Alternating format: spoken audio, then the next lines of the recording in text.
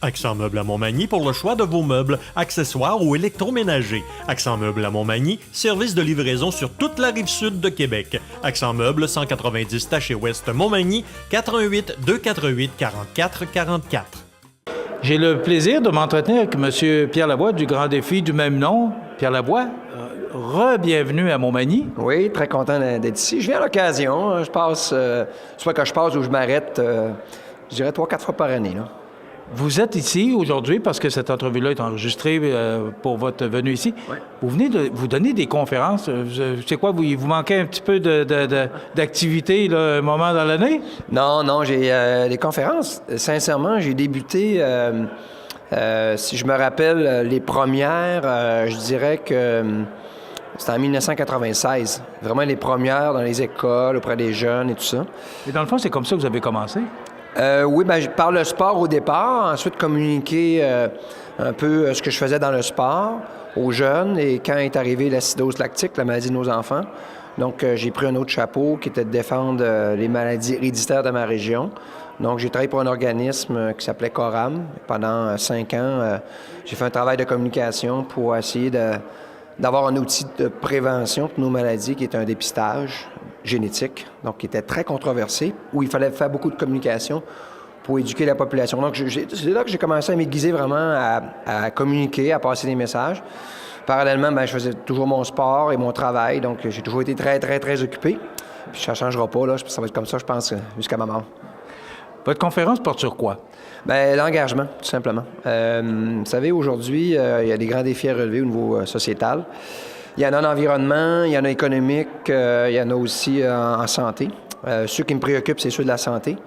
Puis, avec un recul, on se rend compte que le problème de santé des Québécois, c'est un problème d'éducation, la grande majorité du temps. Donc, moi, j'ai travaillé beaucoup dans les usines au niveau de la prévention des accidents. Donc, pour ne pas avoir d'accident, on fait de la prévention. Tandis qu'avant, on remplaçait les employés quand ils décédaient. Aujourd'hui, on ne les remplace pas, on les protège. Donc, on fait de la prévention. Puis, on peut avoir 0 accident. Au niveau de la maladie, est-ce qu'on a la même approche? Pas du tout. On est toujours dans un modèle curatif, guérison. Guérison des blessures, guérison de la maladie. Et quand on pourrait tant prévenir, et quand on a les statistiques qu'on peut prévenir 80 des maladies par nos habitudes de vie. Donc, la voie de la prévention, elle est là. Il n'y a pas beaucoup de gens qui ont pris ce chemin-là. Même le gouvernement a plus d'intérêt vers le curatif. C'est très payant politiquement. Mais l'avenir, bien entendu, dans 100 ans, notre société sera différente, elle sera plus instruite, elle aura des comportements exemplaires pour leur santé. Chaque personne sentira que sa responsabilité personnelle, elle est très importante dans sa santé. Et le modèle aura évolué, mais ça va passer par l'éducation. Donc, le grand défi, c'est un mouvement éducatif au niveau de la santé humaine par la prévention. Donc, on lance des programmes. On a présentement 9 programmes et événements. Il y en a 3 qui seront annoncés dans les prochaines semaines, les prochains jours. Donc, on est fiers. On a lancé quelque chose de différent, qui fait du bien, qui est rafraîchissant.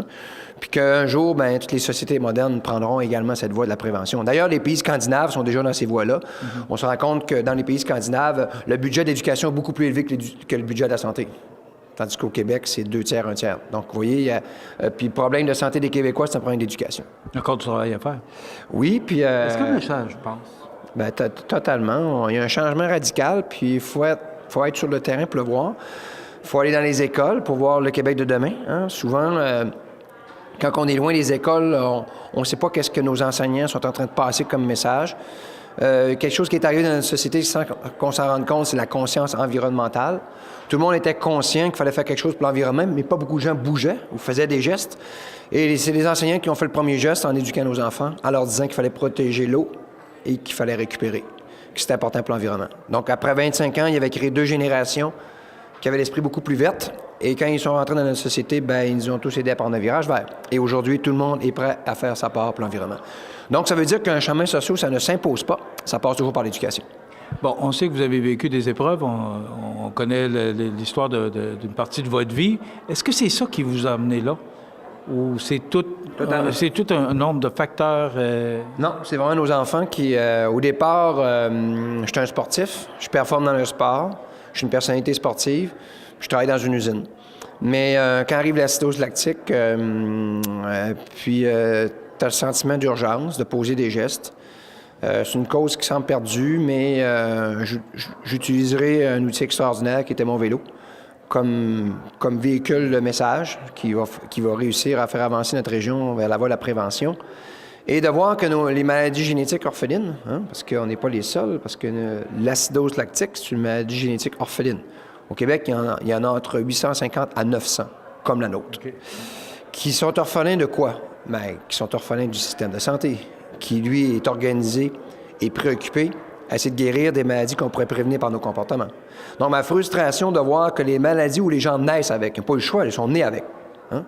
Bien, eux se font très mal servir par le système. Le système de santé est plutôt axé sur des maladies qu'on pourrait prévenir. Vous voyez un petit peu l'aberration? Ouais. Donc, cette frustration de voir qu'on n'a pas de financement, il n'y a pas de recherche, qu'on est seul au monde, mais que toute l'attention est vers des maladies qu'on peut prévenir, bien, c'est là que c'était le temps de lancer un mouvement social pour s'attaquer à cet éléphant qui était dans notre cuisine, que personne ne voyait, qui était en train, finalement, d'accaparer 52 % de nos impôts. La santé, c'est ça, là. Et qui se dirigera à 70 % de nos impôts dans 13 ans. Donc, il fallait stopper cette hémorragie, puis aller vers la prévention, en respectant les gens qui sont malades, en leur disant que vous ne l'avez peut-être pas reçu dans votre éducation. Maintenant, on va se dépêcher d'éduquer dans les écoles. Parce que nos enseignants l'ont fait il y a 25 ans pour l'environnement. Ils sont en train de le répéter maintenant pour la santé. Mais vous ramassez beaucoup d'argent, on le sait, là. Mais est-ce que vous allez l'atteindre, le but que vous voulez de la recherche? Est-ce que vous allez y arriver? Bien, pour ce qui est du chemin de culture en santé, oui. On n'a même pas le choix. On ne peut pas se rendre à 100 % de nos impôts pour la santé. La prévention, la prochaine évolution en santé va se faire par la prévention. Il n'y aura plus de gain au niveau de la santé humaine. C'est fini. On a atteint le maximum qu'on peut aller, là. On ne peut pas investir encore plus. On doit maintenant travailler vers la prévention. Est-ce que les élus vous écoutent, vous entendent? Oui, totalement. Vous allez voir, il y a des règles. Parce que la population, maintenant, est majoritairement d'accord. Et qu'est-ce que ça fait maintenant? Ça influence. Ils n'ont pas le choix de suivre. Et voilà. Il fallait préparer les gens. Comme le dépistage de notre région, il fallait préparer les 274 000 habitants, là, que c'était ça le gros bon sens. Puis quand le gouvernement voit que la population est d'accord, bien là, ils mettent des mesures pour accélérer le processus de changement. C'est des phénomènes sociaux. Il faut juste les étudier, voir comment on peut influencer une société, comment on peut l'amener à tourner, à changer une culture. Moi, je l'ai vu dans les usines où j'ai travaillé. Des entreprises, des départements où les gens n'étaient pas sécuritaires, finir par inculquer une culture sécuritaire. Ça passe par ces phénomènes. Tu parles aux gens, tu les respectes. Tranquillement, tu prends tes leaders positifs qui communiquent et finalement, on finit par changer cette société. Vous voyez l'avenir comment, M. Lavoie? Bien, meilleur qu'aujourd'hui. Les générations qui poussent, c'est rafraîchissant, contrairement à ce que les gens croient, là. Quand on est dans les écoles primaires, secondaires, on voit que... on est en train de faire un beau travail et notre société changera. Les employeurs devront avoir des programmes santé. Sans ça, ils ne voudront pas travailler pour vous, bien entendu. Les maires des villes devront avoir des environnements favorables pour faire bouger leurs citoyens. Sans ça, ils vont vous mettre dehors aux prochaines élections. C'est ce qui s'en vient, là. Alors, il y a des nouvelles générations qui pensent différemment. Puis ça va faire du bien parce qu'ils ont été éduqués différemment, parce qu'on avait besoin. Parce que souvent, quand on voit un problème dans une société, tu peux mettre des règles, des lois pour imposer le changement.